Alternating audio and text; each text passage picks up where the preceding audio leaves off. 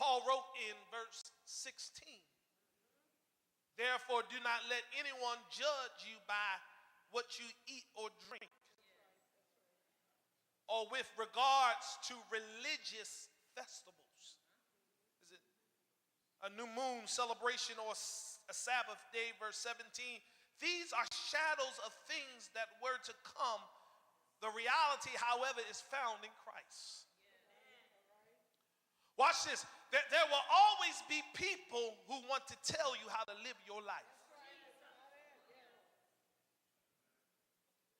And there will always be those who want to prescribe to appropriate Christian conduct, watch this, that's not even biblical. In Paul's day, there were people who believed you couldn't be a Christian unless you observe Jewish dietary laws, observe certain holidays, and refrain from work on Saturday. And today, well-meaning people do the same thing. We are told that you can't be a true Christian unless we dress the right way, sing the right kinds of music, belong to the right brand of church, abstain from a carefully selected list of vices. Then we have denominational differences. You can't be a Christian unless you become baptized in a certain fashion, read our Bible for a certain length of time, and pray in a certain posture. And here's the biggest one. Be willing to put everybody else aside who don't believe the such things as you believe. And Paul says, not Watson, but Paul says, he emphasizes on rule keeping. He says, in essence, it's bad because it puts the focus on the things that are only a shadow of the things to come. It would be like going up to a person who plays a doctor on the television and you asking them some medical advice. In a very real sense, that person is merely a shadow of a doctor. They are not the real thing. They're an illusion of a doctor. In other words, they only know what they've been told by a real doctor, and so they have limited experience. Okay, that analogy didn't work and didn't help us. Let me put it this way. Think about how foolish it is to fall in love with a picture. The picture may be an accurate reflection of a person, but it has no personality. You can't interact with it. You can look at it, you can gaze at it, you can say how good it looks, but you can't interact. You can't have a conversation with it because you can speak to it, but it won't speak back to you. If you want real love, relationship, your focus needs to be on the person and not on their picture. I realized a long time ago when I was you say dating now, but courting Sister Marsha, she gave me a nice little picture, of when she graduated from high school. And I had that picture hanging up on my wall. Matter of fact, I got the picture blown up.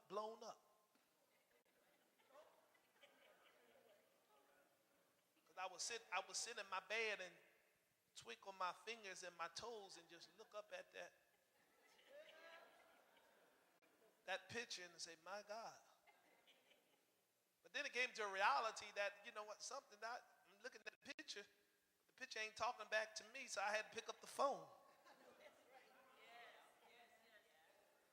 In order to get to some real connection, I had to go spend some money, Deacon, and take on something called a date. Even though she wasn't allowed to go, we had to sneak in, But the point Paul is making is we put our focus on trying to live by the rules of others. We're focusing on the shadow. We are devoting ourselves to a picture. And in essence, this will lead to frustration because the shadow cannot possibly give us what we're looking for.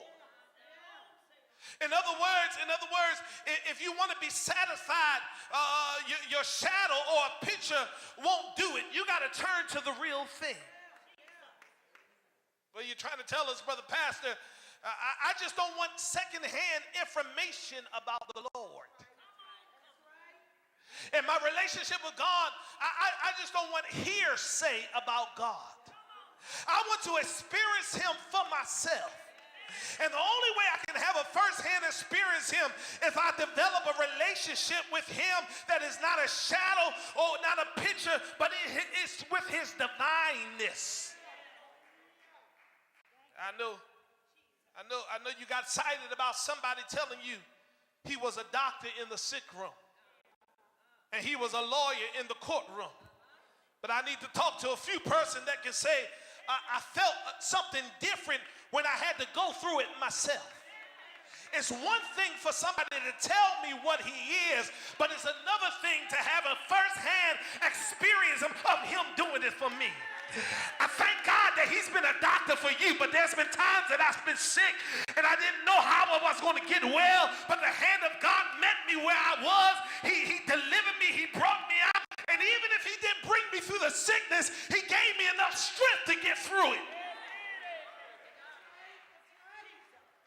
I thank you for your testimony that he's a provider, but somebody here has been broke and you've been down to your last dime, didn't know where your next paycheck was coming from, but here God showed up in the nick of time and blessed you in spite of yourself.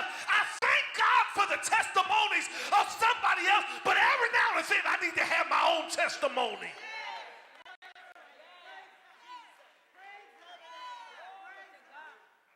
About where God has brought me from. It's a different experience. It's a different feeling. It's something different when you have this encounter with God for yourself. You come in with your own sense of excitement. You don't just get excited off of somebody else's testimony, but you come in with your own sense of excitement, and you got the testimony. If God can do it for you, who am I talking to on a Sunday morning? If God can bring you out of what you've been through, I know that he is able to do the same. There is no secret to what God can do, what he's done for others. The text teaches, and I got to go here. The next thing the text teaches is that frustration will come, watch this, when you are trying to copy the experience of others.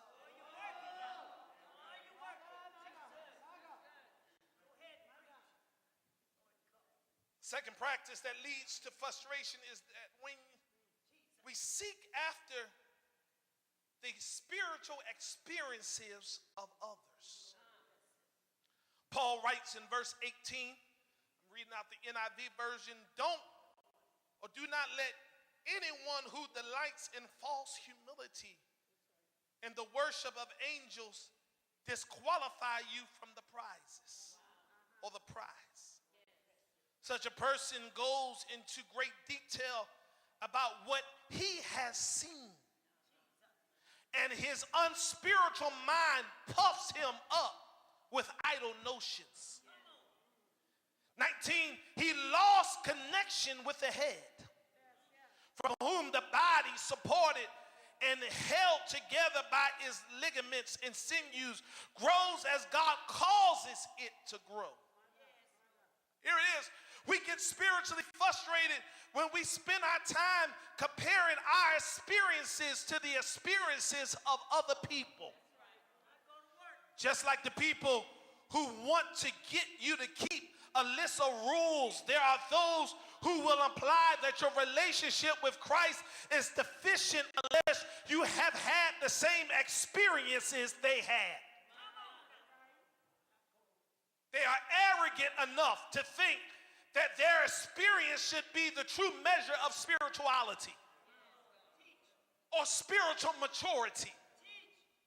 These are people that want us to think that they are not a good believer.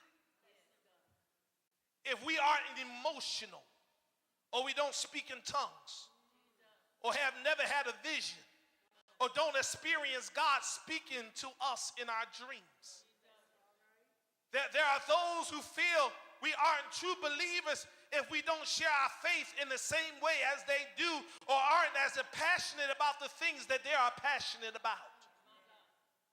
And here it is. Here is the problem, Sister Claudia. Here's the problem with experiences is they are unreliable. Y'all missed that. Experiences are unreliable. Well, watch this, because the choir sings my favorite song. And if I move to it, doesn't really mean that I'm connected to God. Sometimes it just means I like the beat of the song. So I'll play a good song, you move to it. That don't mean you got a connection. It just means you like the rhythm. And black folks, we used to rhythm. We move to anything. It don't mean that you have a connection with God. It don't make you, we have this facade. We got to come and look more spiritual than we really are. I go some places, they got to make the faces in there. You're looking at like, because we want to get attention. We want people to think that we're at this high level of spirituality.